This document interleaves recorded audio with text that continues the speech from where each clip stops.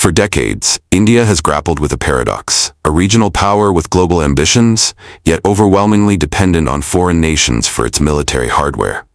From MiG-21s from the Soviet Union to Rafales from France, India has been among the top arms importers in the world. This external dependency has often come at a cost. Delayed deliveries, geopolitical sanctions threats, and lack of autonomy in strategic decisions. But now, a tectonic shift is underway. A bold initiative to make India self-reliant in defense production is taking shape. This video explores the rise of India's military-industrial complex, the technologies, institutions, challenges, and ambitions that may define India's strategic future. Can India truly end its reliance on imports and emerge as a defense powerhouse? Before we move forward, please like, subscribe, and share Strategic Vanguard and be up to date with the latest news and happenings from the world of defense and strategic affairs. Tune into our video channels in Rumble and YouTube. And if you want to hear the audio version, please tune into Strategic Vanguard Deep Dive in Spotify.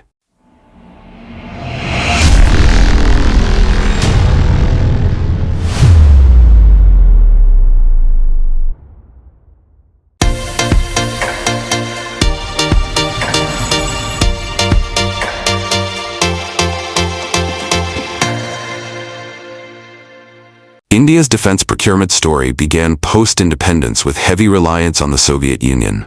Over the decades, as new security challenges emerged, India diversified its imports, sourcing from Russia, Israel, France, the US, and more.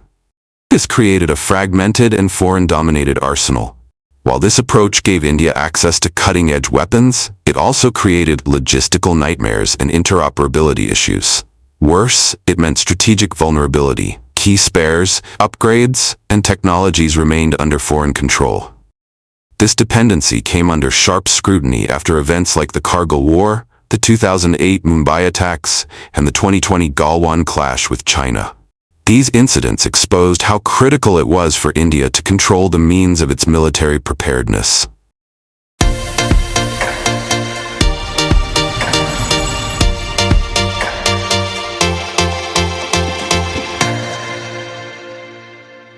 Recognizing the strategic risks of dependency, India launched the Atmanirbhar Bharat Abhiyan, Self-Reliant India Mission, in 2020, placing defense indigenization at its core. The initiative wasn't just about building hardware, it was a push for ecosystem transformation. The government released multiple positive indigenization lists, effectively banning imports of hundreds of defense items to promote local manufacturing. DRDO received increased funding and targets, while the Defense Acquisition Procedure, DAP, was revised to prioritize domestic procurement. The defense budget began allocating more for R&D and capital acquisition from Indian vendors. Importantly, a shift in mindset began, from buying foreign systems to building Indian capability, from being a buyer to becoming a builder.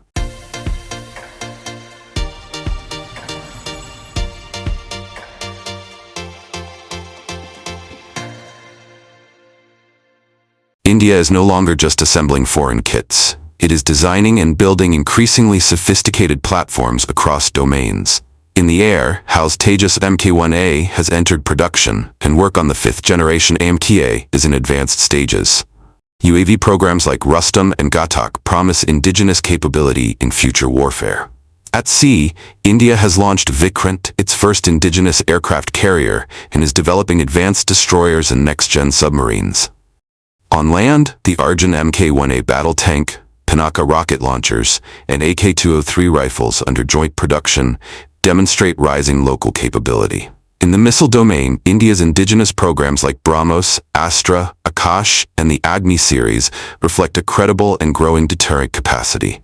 This transformation, though uneven, signals a foundational change in India's defense posture.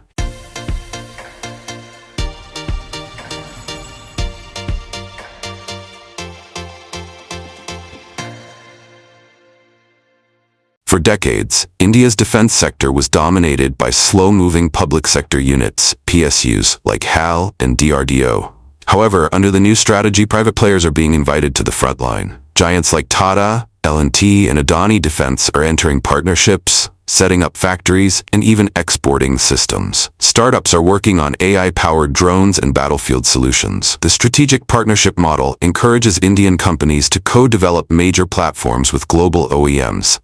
This brings not just capital and efficiency, but also a competitive spirit previously absent in defense production.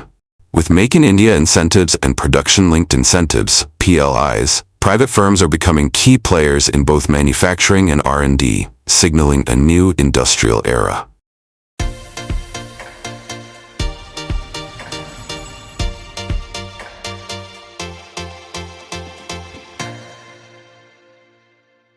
Despite momentum, India's defense manufacturing faces critical roadblocks.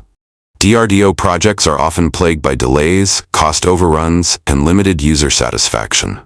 Bureaucratic red tape and interdepartmental coordination issues slow procurement and project approvals.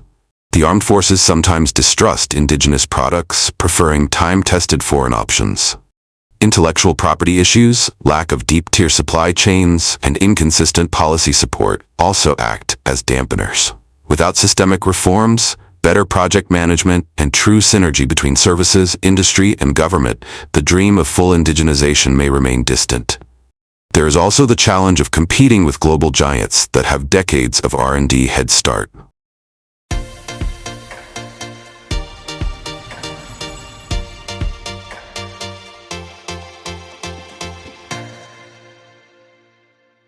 A robust military-industrial base offers India more than just weapons. It provides strategic autonomy, freedom from geopolitical coercion. It creates jobs, boosts high-tech R&D, and enables dual-use technologies for civilian sectors. India could become a net exporter of defense technology, building influence in Africa, Southeast Asia, and the Middle East. Indigenous production ensures supply chain security, better customization, and long-term cost benefits. In a world of uncertain alliances and growing technological warfare, self-reliance is not just desirable, it's essential. India, by investing in its own defense capabilities, is not just strengthening its borders but reshaping its geopolitical destiny. India stands today at the crossroads of strategic transformation. From a dependent importer to an emerging defense manufacturer, the journey has just begun. But the direction is promising.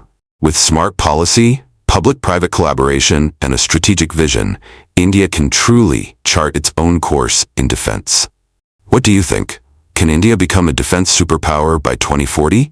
Share your views in the comments. If this video gave you a new perspective, please like, share, and subscribe to Strategic Vanguard. Follow us on Rumble, Spotify, and our official website for deeper insights and uncensored geopolitical analysis.